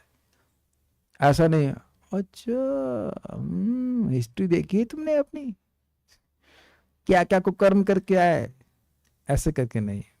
अब देखिए ना, अजामिल को वही अपने जैसा स्वरूप प्रदान करके वैकुंठ के पार्षद लेकर के चले गए। जब जीव वहां पहुंच जाता है तो उसको भी नित्य मुक्त ही कहा जाता है। यद्यपि उसकी एक हिस्ट्री है, लेकिन सब समाप्त। और हम लोग सुन चुके हैं आज भगवत गीता में जो भी इस भक्ति योग के पथ पे आ गया वो भगवान का पार्षद बनेगा ही। कुछ भी हो जाए और कैसा भी लगे, मरते दम तक हरे कृष्ण मंत्र नहीं छोड़िए। हरे कृष्णा कृष्णा कृष्णा हरे हरे, हरे राम राम राम हरे हरे। अब बेहोश हो जाए तो एक अलग बात है, लेकिन बहुत बड़ा लाभ अपना कर रहे हैं। यह निष्कर्ष निकाला जा सकता है कि वहां पर भौतिक रजो तथा तमोगुण के सर्वथा अभाव के कारण सृष्टि या प्रलय का प्रश्न ही नहीं उठता। यह भी स्पष्ट समझ में आ गया, रजोगुण से सृष्टि और तमोगुण से प्रलय होती, तो वहां सब होता नहीं है। भौतिक जगत में प्रत्येक वस्तु की सृष्टि होती है और फिर उसका विनाश होता है, और सृष्टि तथा विनाश की मध्यावधि क्षणिक है, पालन होता है। दिव्य लोक में न तो सृष्टि होती है और न विनाश, फलतः जीवन की अवधि अनंत होती है। दूसरे शब्दों में दिव्य लोक की प्रत्येक वस्तु अमर है, वह ज्ञान तथा आनंद से परिपूर्ण है और अविनश्वर है। विनाश न होने से कालानुमान हेतु वहां पर न तो भूत है, न वर्तमान है और न भविष्य। ये समझ में आया? ये बड़ा इंटरेस्टिंग है। इस जगत में हम हैं शाश्वत, और हम अपने आसपास जो भी परिवर्तन देख रहे हैं उसके अनुसार हम भूत, वर्तमान और भविष्य की धारणा करते हैं। सुबह हमारे लिए भूतकाल थी। मैंने सुबह भोजन किया है कि था? मैं सुबह भोजन करूंगा। तो आप अपने चारों ओर परिवर्तन नहीं देख रहे हैं काल की द्वारा? अभी रात्रि हो रही है, 8:30 बज रहा है, ये हो रहा है। ये बज रहा है का क्या मतलब होता है? ये तो हम अपने तरफ से घड़ी सेट कर लिए हैं। घड़ी नहीं आगे बढ़ेगी तो क्या काल आगे नहीं बढ़ रहा है? काल आगे बढ़ रहा है कि काल चीजों को परिवर्तित कर रहा है? आप विचार कीजिए। काल आगे बढ़ रहा है, ये काल वही है। काल वही है। काल वस्तुओं को परिवर्तित कर रहा है, इसलिए ऐसी प्रतीति हो रही है हम लोगों को कि भूत, वर्तमान और भविष्य।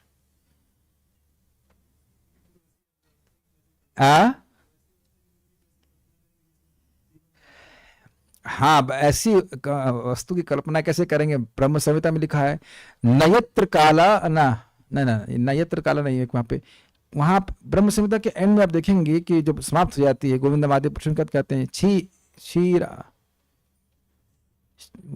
सागर के बारे में बताते हैं और श्वेत द्वीप के बारे में बताते हैं, तो वह कहते हैं कि वहां पे काल एक क्षण के लिए भी बीतता नहीं है, वहां पे नित्य वर्तमान है। नित्य वर्तमान क्या है? वर्तमान है और नित्य वर्तमान है। नित्य वर्तमान है, भूत और भविष्य नहीं है। वहां पर इस तरह से काल कंट्रोल नहीं कर रहा है, चीजों को क्षय कर रहा है। बेसिकली काल हर वस्तु का क्षय कर रहा है, उत्पत्ति भी कर रहा है, उत्पत्ति करता है फिर क्षय कर देता है, परिवर्तन ला रहा है। तो उस तरह का परिवर्तन वहां पे नहीं है। तब कहेंगे बड़ा बोरिंग लगता होगा। नहीं नहीं, भगवान नित्य, उनका जो सौंदर्य वर्धमान है, बढ़ता जाता है, वहां का आनंद बढ़ता जा रहा है। तो काल कैसे कार्य कर रहा है? काल सेवक की तरह कार्य कर रहा है।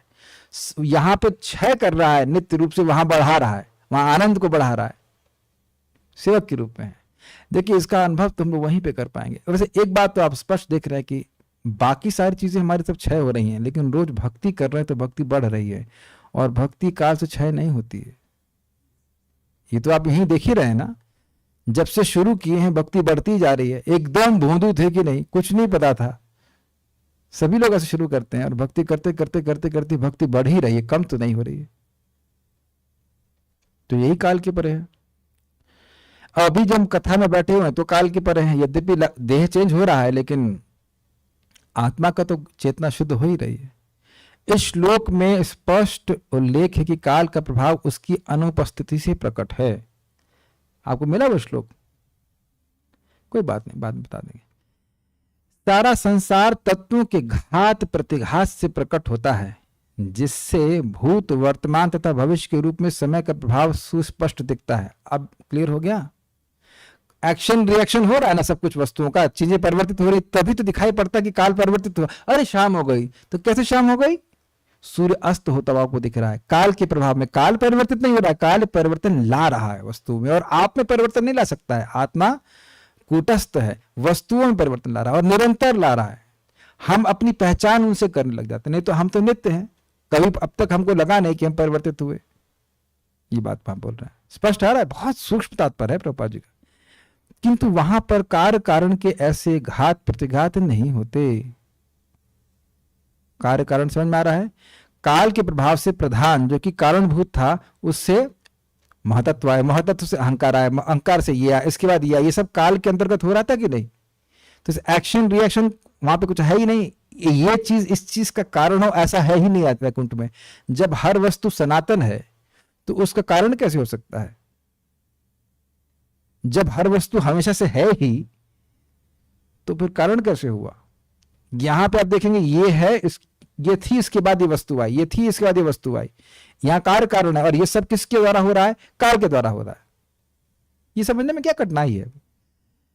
प्रधान था, गुणों की समावस्था, उस पे काल का क्षोभ हुआ, उससे महातत्व आया, उससे महातत्व आया, अर्थात महातत्व पहले नहीं था, काल के प्रभाव से प्रधान से आया, तो कार्य कारण का संबंध हो गया कि नहीं? फिर महातत्व से अहंकार आया, पहले अहंकार नहीं था, फिर महातत्व से आया, फिर अहंकार से फिर तीन और अहंकार आए, फिर उसके बाद और सृष्टि के तत्व आए। तो यहाँ कार्य कारण का संबंध हो रहा है, काल के अंतर्गत हो रहा है, लेकिन वहां इस प्रकार की सृष्टि नहीं हो रही है, तो इसलिए कह रहे हैं। अतः जन्म चक्र वृद्धि, अस्तित्व, रूपांतर, ट्रांसफॉर्मेशन, क्षय तथा प्रलय, ये 6 भौतिक परिवर्तन नहीं पाए जाते हैं। कहां पे नहीं पाए जाते हैं? वैकुंठ में। यह तो भगवान की शक्ति का शुद्ध प्राकट्य है और उसमें कोई माया नहीं, जैसा कि इस भौतिक संसार में अनुभव होता है। स्पष्ट है, ये वैकुंठ के बारे में बात हो रही है। वैकुंठ का समग्र अस्तित्व बताता है कि वहां का प्रत्येक जीव भगवान का अनुचर है। हरेर अनुव्रता, इसकी व्याख्या प्रभुपाद कर रहे हैं। वहां भगवान ही मुख्य नेता है, वहां नायकत्व के लिए कोई होड़ नहीं है और सारे लोग भगवान के अनुगामी। इसका क्या मतलब है? बड़ा इंटरेस्टिंग है। आगे तीसरे स्कंद में वर्णन होगा कि वहां पर चिड़िया सब भगवान का यश गा रही हैं और भौरे भी भगवान का यश गाने लगते हैं, तो चिड़िया चुप हो जाती हैं भौरों का यश गान सुनने के लिए। यहां पे आप देखिए कि लोग माइक पकड़ने के लिए तेज रहते हैं, हम गाए, तुम नहीं, अहम पूर्वम न त्वम, मैं बॉस, मैं लीडर, इस तरह की भावना रखना चाहते हैं। लेकिन वहां सभी लोग भगवान के लीडरशिप को स्वीकार करे हुए हैं, नेतृत्व को स्वीकार किए भगवान केंद्र में, ये बात बोली जा रही है। अतः वेदों में पुष्टि की गई है कि भगवान ही प्रधान नायक हैं और शेष सारी जीवात्माएं उनके अधीन हैं, क्योंकि ईश्वर ही इन सभी की आवश्यकताओं की पूर्ति करने वाले हैं। नित्यो नित्यानाम चेतनस चेतनानाम एको बहुनाम यो विदधाति कामान। हम सभी नित्य हैं, लेकिन में एक प्रमुख नित्य है, वो भगवान है। हम सभी चेतना से युक्त है, उसमें प्रमुख चेतना से युक्त वाले हैं भगवान हैं, और वो अकेले ही सभी की इच्छाओं को पूर्ण करने वाले हैं। तो इसी प्रकार से वहां पे सब लोग इस बात को स्वीकार करते हैं। भगवान के अनुवृत्ति में, भगवान के अनुपालन में, भगवान की सेवा में सभी लगे रहते, इसलिए कोई झगड़ा अनादिकाल से वैकुंठ में हुआ नहीं, तो आगे भी नहीं होगा, क्योंकि सब लोग केंद्र भगवान में है। ओके, तो हमने वहां पे आज कुछ सुना। भक्तों कुछ प्रश्नों को मैं देख लेता हूं। ओ, बड़े लंबे लंबे परपट लिख रहे हैं कि सब शाश्वत प्राणी है, तो कोई दिक्कत नहीं है। गंगा जल तो भगवान का चरणामृत है, ये विरज नदी के बारे में प्रश्न है। हाँ, दोनों ही बातें हैं। कारण सागर, जब भगवान वामन देव ने पांव को विस्तार किया तो ब्रह्मांड के आवरण को भेद दिया, और कारण सागर का जल जो आ गया वो भगवान के चरण को धोता हुआ आया, तो उसको गंगा कहते हैं। तो वही कारण सागर का जल भी है और भगवान का धोवन भी है। बहुत कॉम्प्लेक्स है प्रभु जी, टू मच इंफॉर्मेशन। अच्छा, अब इस कमेंट के बारे में क्या कहें? Is it not good? ये टू मच है कि छटाक भर है? छटाक ही है। जो जगत अनंत है उसके बारे में तो थोड़ी सी ही इंफॉर्मेशन मिल रही है हम लोग को।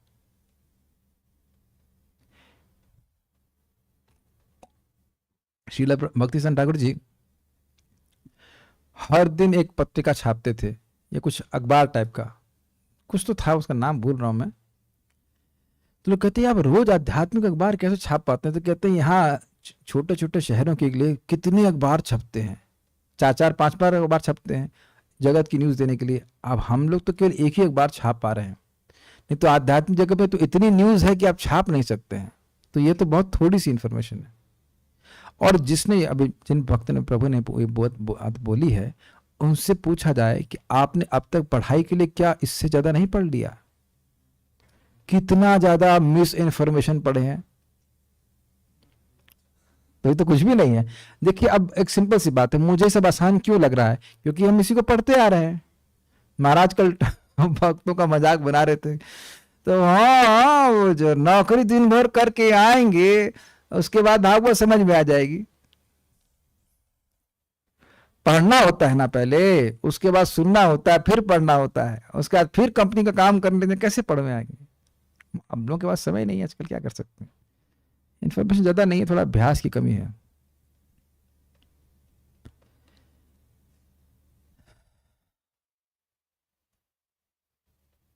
सुन के ही अच्छा जरूर लग रहा है, चाहे समझ ना आ रहा हो भगवान का धाम। ये बात भी सत्य है। और क्या कह रहे हैं? मुझे तो ये समझ में आ गया कि ये क्वेश्चन प्रासंगिक नहीं है कि हम लोग यहाँ कब आए। चलिए, ये अच्छी बात है, हमारा जीवन सफल। सही आपने समझे। क्या ये भी क्वेश्चन प्रासंगिक नहीं है कि हम लोग कहाँ से आए हैं? जी नहीं, वह जी हाँ, ये भी अप्रासंगिक है। मान लो कि वहां से आए हैं, यहाँ से आए, जहां से तुम आए वहां से मैं आया, यहाँ से आया वहां से, ये सब इस प्रकार के उत्तर से कोई मतलब नहीं है। हम लोग वहीं जाने वाले हैं, वैकुंठ जाने वाले, वहां से वापस नहीं आएंगे। क्योंकि इस्कॉन में मैंने लगभग सभी से यही सुना है। अच्छा, सब लोग को सुन लिए हैं आप? ओहो वाह, ये सबको सुन लिए हैं। यही सुना है कि हम लोग वैकुंठ से ही यहाँ आए हैं। अच्छा, आपने पहली बात तो लग रहा है कि सबको सुन लिया है। सुखदेव गोस्वामी के अलावा आपने सबको सुन लिया है। यही बात है ना। तो उन सबसे पूछ लीजिएगा कि कहाँ से बोल रहा है। जिससे भी सुना है उसे पूछ लीजिएगा कहाँ से बोलेंगे। कठिनाई यह है कि शायद ही वो इस प्रकार से कोई श्लोक दिखाकर बोले। अगर कोई व्यक्ति बोलता हो, मैं तो इस बात का समर्थन कर नहीं रहा हूं, हमें तो दिख नहीं रहा इस प्रकार से। आप परम पूज्य राधा गोविंद महाराज जी का भागवत धर्म प्रवचन सीरीज है, उसको सुन लीजिए। बड़ा स्पष्ट बता रहे हैं। शास्त्र इस मामले में बिल्कुल चुप है कि हम कहां से आए, कि इसके कुछ भी मतलब नहीं निकलता। बस सीधी सीधी बात है, हम भगवान के पास जाएंगे तो वापस नहीं आएंगे। क्या हम आध्यात्मिक जगत का अनुभव 100% रूप में इस भौतिक जगत में भक्ति के अनुशीलन द्वारा कर सकते हैं, अथवा हमें वहां जाना ही पड़ेगा? दोनों ही संभावना है। अगर आप भक्ति में बहुत बढ़े चढ़े हैं तो ब्रह्मा जी हैं, तो आप मतलब खूब तपस्या की है तो आप समझ जाएंगे, भगवान यहाँ प्रकाशित कर देंगे। भगवान के लिए क्या असंभव है? और वहां जाएंगे तो पहुंच ही जाएंगे। चित्रकेतु महाराज के प्रसंग में नारद जी कहते हैं कि निश्चित ही भगवान इस भौतिक जगत में कोई रुचि नहीं रखते, तो क्या इसलिए काल यहाँ का मालिक बन के बैठा है और वैकुंठ में सेवक? पता नहीं आपके प्रश्न का क्या मतलब है। ये प्रश्न तो कोई नहीं मतलब है। देखिए, काल यहाँ का नियामक है, और काल का नियामक कौन है? भगवान है। तो आपका यह सोचना कि काल इंडिपेंडेंट चल रहा है, ऐसा नहीं। काल भगवान की इच्छा शक्ति, कालोस्मि लोक क्षयकृत प्रविद्ध, भगवान स्वयं बोले कि मैं काल हूं। ये भगवान काल भगवान की शक्ति है। वह अपनी काल शक्ति का उपयोग करके प्रधान में एक क्षण करते हैं। तो काल भगवान की अध्यक्षता में चल रहा है, काल उनसे अलग नहीं चल रहा है। गुणों का मतलब तो बंधन होता है, तो वैकुंठ में शुद्ध सत्व गुण कैसे है? गुण का मतलब बंधन इस जगत में होता है, लेकिन गुण का मतलब क्वालिटी भी तो होता है। तो गुण का मतलब हमेशा बंधन ही लेंगे। आध्यात्मिक जगत में शुद्ध सत्व गुण है, या शुद्ध सत्व कहा जाए, शुद्ध सत्व है, तो उसमें ऐसा बोल दे रहे सत्व गुण है, सत्व गुण है, लेकिन गुण का तो बंधन क्यों ले रहे हैं आप? दिव्य गुण भी तो होता है, भगवान के भी तो 6 दिव्य गुण है, तो 6 बंधन है भगवान के। तो एक शब्द को वहीं तो आप नहीं हर जगह इसी तरह से नहीं लगा सकते ना, आप कंटेक्स्ट में देखना पड़ेगा।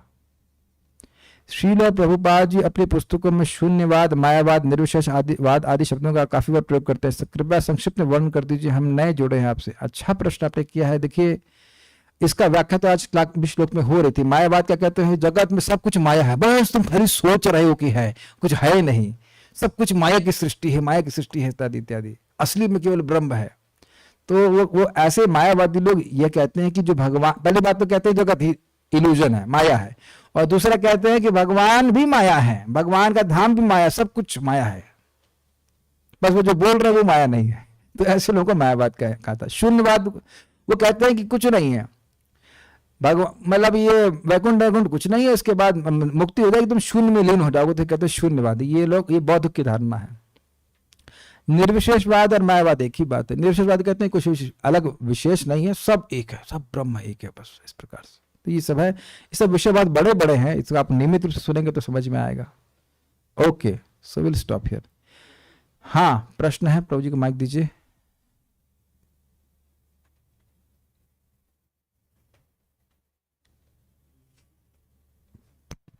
हरे कृष्णा। पूजी, प्रधान पे भगवान जब दृष्टिपात करते हैं तो महातत्व, फिर महातत्व से सारी ब्रह्मांड की रचना होती है, तो गुण अस्तित्व में आते हैं, जो संभाव अवस्था में होते हैं प्रधान में, Yes. तो उसके बाद फिर माया का अस्तित्व आता है इस ब्रह्मांड, मतलब जीवलोक में जो भी। नहीं, माया के 3 विभाग हैं, अविद्या, प्रधान और विद्या। तो माया का अस्तित्व आता है ऐसा नहीं, माया भगवान की शाश्वत शक्ति है। प्रधान हमेशा विद्यमान रहता है, इस समय भी प्रधान विद्यमान है। प्रधान बस वो गुणों की साम्य अवस्था रहती है, उससे महतत्व आता है जी। तो माया का अस्तित्व प्रधान के बाद आया हो ऐसा नहीं है। अब मैं थोड़ा कंफ्यूज हो गया कि जब हम कहते हैं व्यक्तिगत लेवल पे, जब हम माया को समझते हैं तो मैं यह शरीर हूँ और सारी चीजें हमसे जुड़ी हैं, नहीं, ये हम माया को समझ नहीं रहे, माया के प्रभाव में हैं हम लोग। माया को हम नहीं समझ रहे हैं, माया के प्रभाव में हम अपने को देह मान रहे हैं। माया तो हमेशा ही रहती है, लेकिन माया हमेशा ही वैकुंठ के बाहर रहती है। वैकुंठ में प्रवेश नहीं, वैकुंठ तो बहुत हो गया, विरजा नदी के इधर बाहर हो जाते, उधर वो बाउंड्री उसके बाहर बाउंड्री के बाहर, विरजा नदी के बाहर है। ठीक है, बस यही। वही नहा कर पार हो जाए विरजा नदी में नहा लिए तो गुणों के पार हो जाए। ठीक, ओके। सो उम्मीद है कि कुछ कुछ समझ में आया होगा। देखिए होता क्या है, कई बार प्रभुपाद जी के तात्पर्य पे हम जो नहीं पढ़ते हैं तो उसको स्किप कर देते हैं, कौन सा एग्जाम देना है। तो जब हम यहाँ बैठ के पढ़ा रहे हैं तो प्रयास होता है कि हर लाइन को समझने, तो कुछ बातें कठिन लग सकती हैं, लेकिन जो अब नियमित रूप से सुनते आए हैं उनके लिए कठिनाई कम होगी। और जो अभी नहीं समझ पा रहे हैं, कहीं पे भी किसी भी क्षेत्र में कहीं भी सुन रहे हो, तो उनके पास 2 ऑप्शन है, या तो वो प्रीवियस रिकॉर्डिंग सुनेंगे और अगर ना समझ में आए तो पहले चले जाएंगे, फिर वहां ना समझ में आए तो और पीछे चले जाएंगे, और वहां ना समझ में आए तो पहले श्लोक से सुनना शुरू कीजिए, तो आपको समझ में आएगा। वास्तविक रूप से समझ में तभी आएगा, क्योंकि एक ही विषय को बार बार बार बार वही प्रस्तुत किया जा रहा है, नया नया प्रस्तुत नहीं किया जा रहा है। अलग अलग एंगल से हो सकता है, लेकिन कुछ बातें नई भी आ रही हैं, लेकिन पुराने का बैकअप लेकर समझाया जा रहा है। ये है तरीका। देखिए जो वेदांत सूत्र है उस पर कमेंट्री है श्रीमद् भागवतम, ये गंभीर शास्त्र है, तो उसको गंभीरता से समझना चाहिए। और अगर समझ में आ रहा तो बहुत अच्छी बात है, कोई दिक्कत नहीं है। Full stop here. Shrimad Bhagavatam की जय, श्रील प्रभुपाद की जय, निताई गौर प्रेमान।